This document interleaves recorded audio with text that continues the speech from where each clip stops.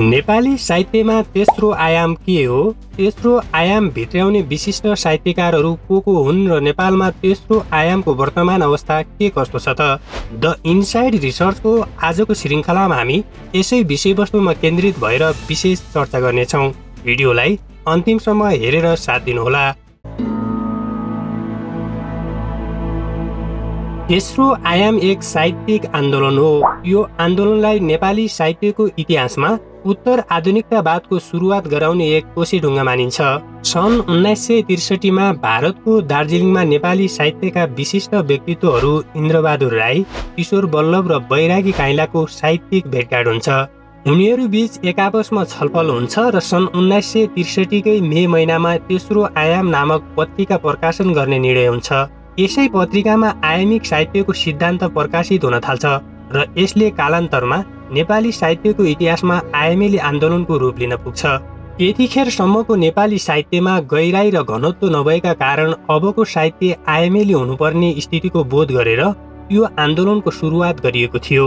आयामिक लेखनले के विश्वास राख्छ भने आजको समयको अस्तव्यस्तता र जटिलता पुरानो लेखाइको परिभाषित ढाँचाभित्र नअड्ने भएकोले पुरानो ढङ्गबाट जिन्दगीलाई अभिव्यक्त गर्न खोज्नु असम्भव जस्तै हुन्छ।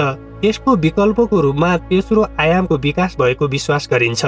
तेस्रो आयाम आन्दोलनका प्रेरक विचारहरूमा जेस्टाल्टवाद, घनत्ववाद, हेलियोग्राफ, सामूहिक अवचेतन आदिको महत्त्वपूर्ण भूमिका छ। सन् 1942 मा जर्मनीमा आरम्भ भएको जेस्टाल्टवाद मनोविज्ञानको क्षेत्रबाट सुरु भएको हो। यसले सम्पूर्णताको अभिव्यञ्जनमा विश्वास गर्छ। मान्छेको अङ्ग अङ्गमा विभक्त भएका नाक, कान, आँखा, मुख, हातखुट्टा आदि अङ्गमा खोजेर सग्लो मान्छे प्राप्त हुँदैन। यसको लागि मान्छेलाई समग्रमा पहिल्याउनु पर्ने हुन्छ। यो काम जेस्टाल्टवादका आधारमा मात्र सम्भव हुन्छ। यस्तै घनत्ववाद सन् 1908 मा चित्रकलाबाट आएको एउटा अभिव्यक्तिगत पद्धति हो, जस अन्तर्गत ज्यामितीय पद्धतिलाई अँगाल्ने दृष्टि पनि विकसित भयो। नेपालीमा आयामिक साहित्यका विषयमा इन्द्रबहादुर राई, किशोर वल्लभ र बैरागी काइँलाका घोषणा नै सिद्धान्त बनेका छन्। यिनै तीन जनाको अभिमतका आधारमा आयामिक साहित्यको विवेचना गरिँदै आएको छ। त्यसो त नेपाली साहित्यमा आयामिक लेखन यसभन्दा पहिले पनि थिए भन्ने चर्चा नचलेको भने होइन। स्वयं इन्द्रबहादुर राईले पनि भानुभक्तको आध्यात्मिक सिर्जनामा रहेको दर्शन, लेखनाथमा रहेको ज्ञानात्मक अध्यात्म, श्रममा रहेको मानवतावादी चेत, देवकोटाको कल्पनामा रहेको घनत्व र उच्चतालाई आयामिक परिधिभित्रै रहेको कुरालाई स्वीकार गरेका छन्। आयामिक सिर्जना तत्क्षणको लेखन हो र यसमा हुनुपर्ने वस्तुताका निम्ति आवश्यक आद्य बिम्बको उपयोग हुनुपर्ने अतिरिक्त मान्यताहरू पनि थपिँदै गएको पाइन्छ। आयामिक सिद्धान्तभित्र प्रमुख रूपमा 5 वटा मान्यताहरू देखिएका छन्। तेस्रो आयामबारे थप प्रष्ट हुनको लागि यी मान्यताहरूको बारेमा विस्तृतमा चर्चा गर्न वाञ्छनीय हुन्छ। घनत्व। जुनसुकै वस्तु पनि लम्बाइ, चौडाइ र गहिराई गरी 3 आयामबाट युक्त हुन्छ। यी 3 आयाम मध्ये कुनै एकको अभावमा साहित्य चेप्टो हुन पुग्छ। आयामिक चिन्तनमा यस्तो सिर्जनालाई केवल भावुक सिर्जना मानिन्छ। घनत्वको अभाव भएको यस प्रकारको सिर्जनामा वैचारिक गहिराईको उपस्थिति रहँदैन। पाब्लो पिकासोले चित्रमा घनत्व प्राप्त गर्न घनत्ववादी चिन्तनको प्रतिपादन गरेका थिए। वस्तुलाई सपाटतामा उतार्ने कामबाट केवल 2 आयाम मात्र प्रस्तुत हुन्छन्। त्यसका अतिरिक्त ज्यामितीय गुणको प्रभाव लिएर पिकासोले वस्तुको तेस्रो आयाम अङ्कन गर्नमा समर्थ भएका थिए। आयामिक साहित्य सिर्जनामा जीवनको घनत्व प्रस्तुत गर्दा बौद्धिक व्यायाम हुने कुरा पनि अघि सारिएको छ। सम्पूर्णता। सम्पूर्णता जीवनको समग्र यथार्थ हो। यसलाई आयामिकहरू अनेक दृष्टिले निरूपण गर्दछन्। सम्पूर्णता भनेको वस्तुका आन्तरिक तथा बाह्य दुवै पक्षलाई सम्बोधन गर्ने शब्द हो। यसका पनि 4 वटा पक्षहरू छन्। पहिलो पक्ष छ अंश वा कुनै एकाइ मात्र सम्पूर्णता होइन। दोस्रो छ एकाइमा विभाजन गर्नाले सम्पूर्णतामा व्यवधान आउँछ। तेस्रो पक्ष छ सम्पूर्णताले काल अथवा समयको पनि निरन्तरता जनाउँछ। र चौथो पक्ष भनेको सम्पूर्णता जीवनको तेस्रो आयाम हो।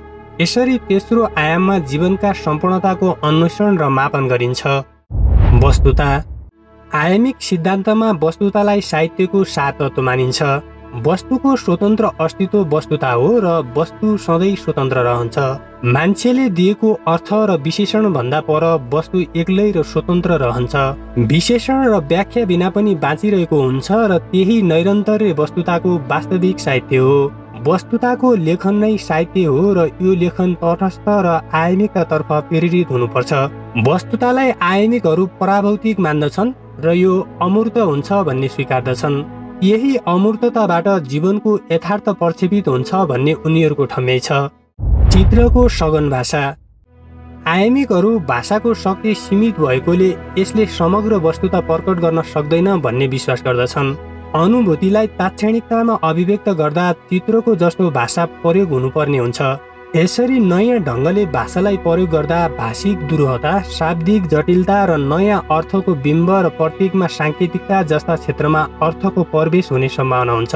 अमूर्त चित्र आकारहीन भए जस्तै आयामिक साहित्यको भाषा पनि आकार तथा रूपहीन बन्न पुग्छ। आद्यबिम्ब। आद्यबिम्बले वंशानुक्रमिक आदिवृत्तिलाई सम्बोधन गर्दछ। आदिबिम्ब भनेको सामूहिक अवचेतनाको अभिव्यञ्जन हो। आयामिक चिन्तकहरू आदिबिम्बलाई आत्मसात गर्न कालगत नैरन्तर्यको खोजी गर्दछन्। निरन्तरतामा विभिन्न मिथक र आद्यबिम्ब ग्रहण गर्दा सामान्यकरण गरिन्छ र यस प्रक्रियामा लिएका वस्तु मात्र होइन भाषा समेत अमूर्त बन्न जान्छ।